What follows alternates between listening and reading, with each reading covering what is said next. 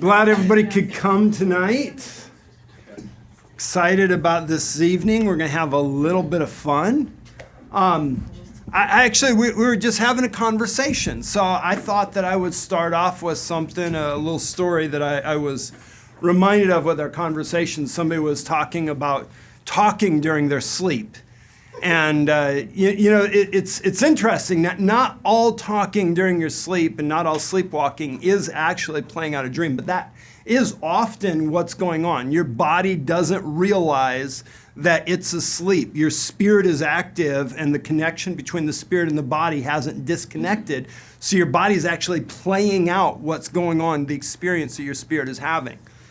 One night, and this was a number of years ago, and I need to remember exactly what year it was. Anybody remember when the big tsunami in the South Pacific, was it 2003? Around, I can't remember which year it was. But about 6 months after that tsunami, my wife shakes me awake. What do you need? What's going on? I'm like, what do you mean? She goes, you just woke me up. I'm like, no, I didn't. You woke me up. She goes, no, you screamed there. We've got to be careful of the earthquake. I'm like, I don't know. Like, well, what were you dreaming? I have no idea what I was dreaming. You just woke me up. So we just prayed, and Lord, whatever this thing is with the earthquake, would you deal with the issue of the earthquake? And the next day, I figured I'm going to go and look and see if there were any earthquakes last night. In the same place where the last earthquake was that created the tsunami, there was another earthquake that was almost a whole point on the Richter scale stronger than the previous one. And they were saying that they were trying to figure out why there was no tsunami from that earthquake. There was absolutely no tsunami. Now, I found out about 5 years after that for the previous 6 months that the Lord had been speaking to John Sanford about that exact same issue, saying, basically, I'd warned you about the first one so that you would get people to pray. There's another one coming. Pray, because it'll be worse than the first. And so there were intercessors literally around the world that had been praying, and because of that earthquake, for whatever reason, did not, the non-scientific reason, there was no tsunami that was created by it. So when you find yourself saying something in your sleep, pay attention to it. Now, not all the time, but before I knew the Lord, this is a funny story, so I'll go ahead and embarrass myself slightly. Before I knew the Lord, I was passed out on the couch with some of my friends hanging out, and I sit up on the couch and yell out, I've got to go beat Michael Jackson on Eddie Murphy Street. And then I just went back to sleep. I was completely asleep the whole time. I never figured out what that one means. I don't think there was actually any meaning to that. So sometimes it really has no meaning, and sometimes it does. So that's just a fun one. Yay. All right, so we're going to do our dream lab, and I hope a couple of you brought some dreams. Ready? Come on up, Diana. This is Yay. Maryland's stage of brain. Okay. Okay. I was standing on a brilliant white surface that seemed to be suspended and in completely white surrounding, but I didn't see any walls. I didn't see any edges to the surface. And on the surface were a whole bunch of stones, almost like marbles, and they were white as well, and they had streaks of amber or gold through them.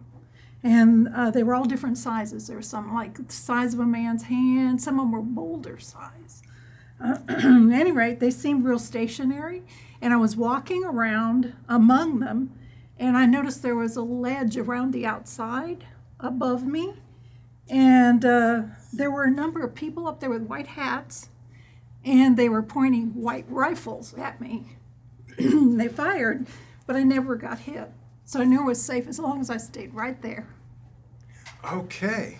So now, hold on just let me repeat that dream back, make sure that we're in it. Okay, so you're in this setting where everything is white, everything's bright light, right, and you're walking on this white flooring type thing. Yeah. And there are all these stones that are on the floor. Some of them about the size of a man's hand, some Right. of them huge boulders. Right. All over the place. And they're also white, and they Yes. have this like veins like a marble would, but they're gold or they're amber. Right. That's in those. And you're kind of walking around them. And then you notice that all the way around the outside edge of this space, Up there's a above. ledge Yeah. up above. Yeah. And there's people that are standing there, and they've got white hats on, and they have white rifles, and Yeah. they're pointing them at you. Yeah. But you know that as long as you stay there, you're safe. Right.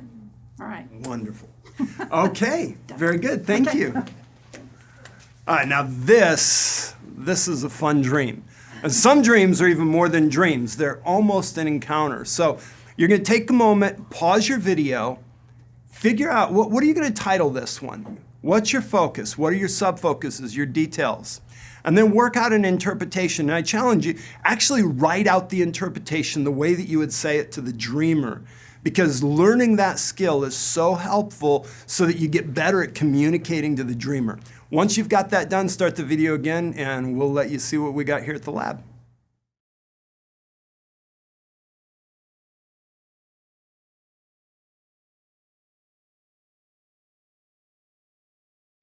All right. Are we ready? Awesome. Okay, so what did you guys come up with for a title? We put the lifter up of my head. The lifter up of my head, okay? We put it as white stones. White stones. Anybody else? Safety in the spirit. Okay. Well, since I'm writing, I always take the shortest one, so we'll go with white stones.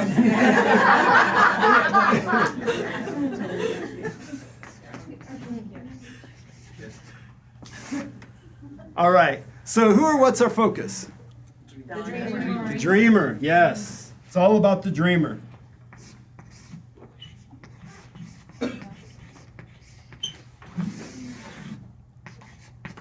And our sub-focuses. The white stones are The white stones. marbles.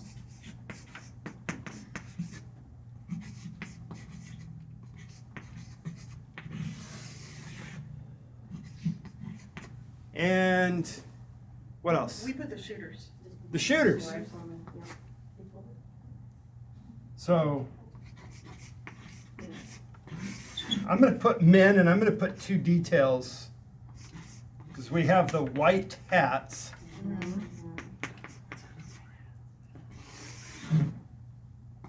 And then we have white rifles.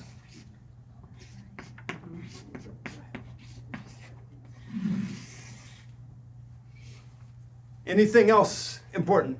The ledge. Yeah. They're on This was a sub-focus. These are details. And they were on a ledge.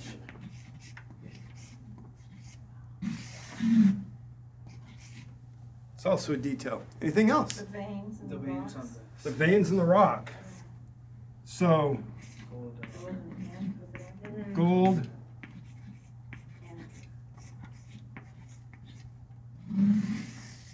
Gold or amber veins. Okay. Anything else, Sinson, we need for this one? The surface the dreamer was standing. The surface. So there was a. I guess we'll just write surface. Flooring. Or the suspended surface. The what? Did she say suspended surface? Yeah, it's just hanging there in air. Yeah. That's good. We'll write surface, but we'll remember the fact that it's hanging there. Well, at least hopefully we'll remember now the fact that it was hanging there. For those of us that forgot that, like myself. Anybody else? I think there was a threat of the men shooting the dreamer.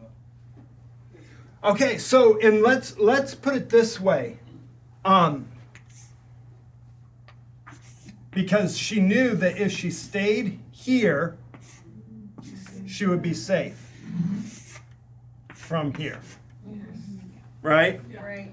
And that's kind of that's the piece that is the part that the dreamer needs to know. That's the why did God give this dream to this dreamer part right there. And so that's one of the pieces we want to make sure that we have in our interpretation.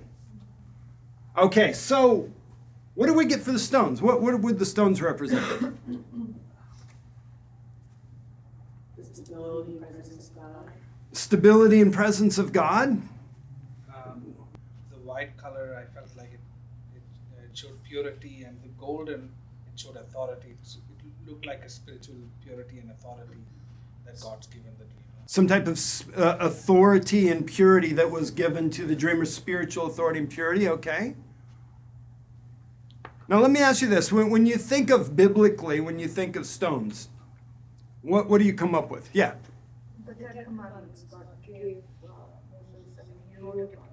The Ten Commandments were written on tablets of stone. Yeah, very good. What did you have, Theo?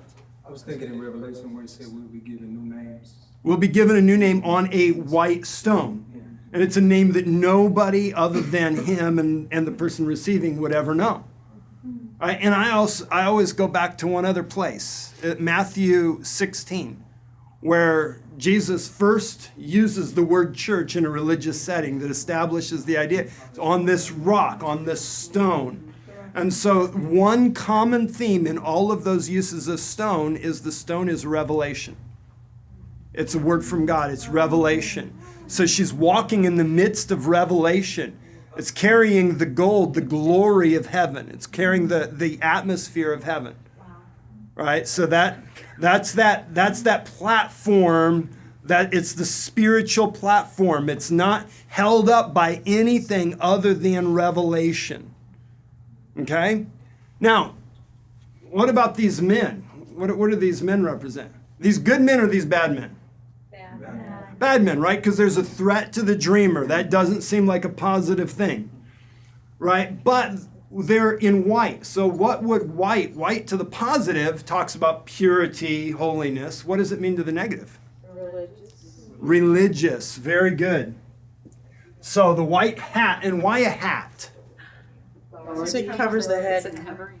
It's talking about covering, but it also talks about a role that you play. You put different hats on for different roles that you're playing. So it's talking about position, positional authority. Yep.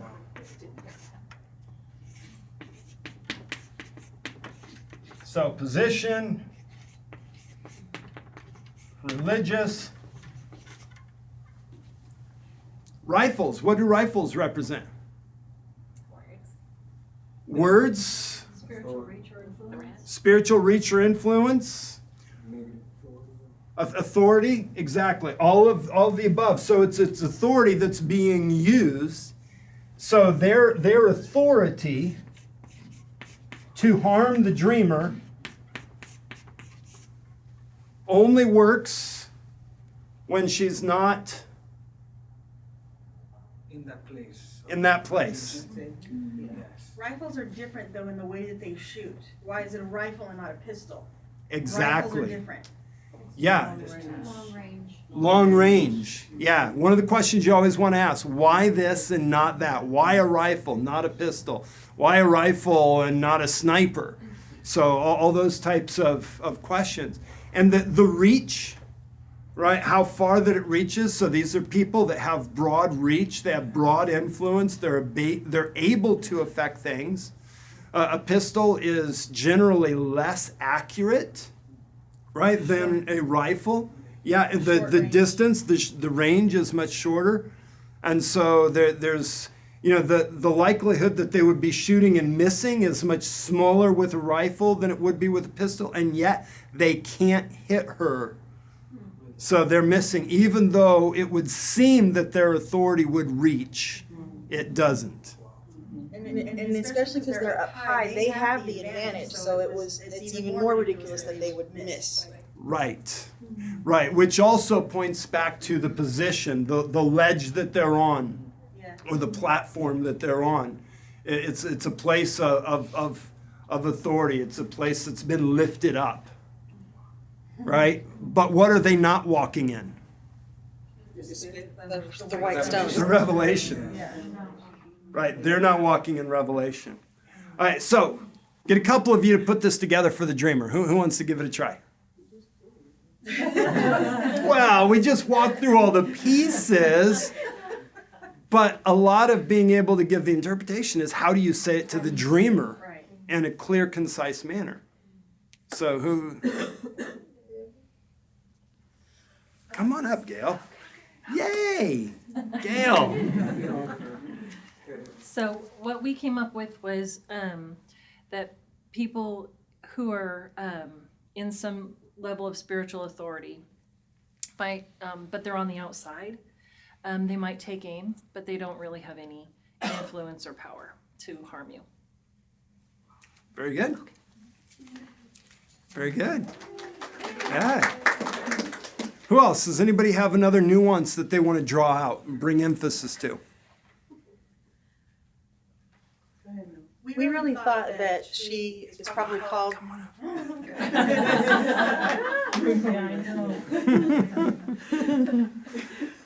Yellow gels.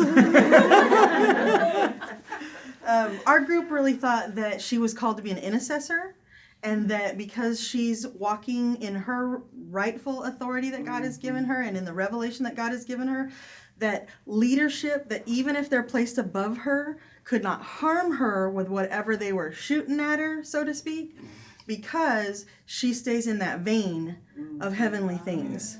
So she shouldn't be afraid of going on in her calling, because she's right on track, exactly under the protection of God. Yeah, that's good. That's good. That's good. And see, and that's that piece. And why did God give this dream to this dreamer? As long as she continues to walk in the revelation that she's been given, she's going to be safe from religious attack.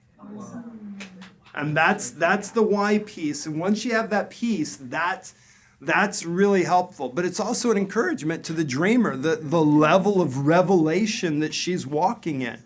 I mean, there's little things, size of a man's hands, and there's huge boulders. But this is the revelation that she's walking in the midst of. And because of that, there may be attack that comes, but she's safe if she stays in that place. Yeah, it's an awesome dream. So, very good. Hope you guys got that at home. We'll see you next time on The Lab.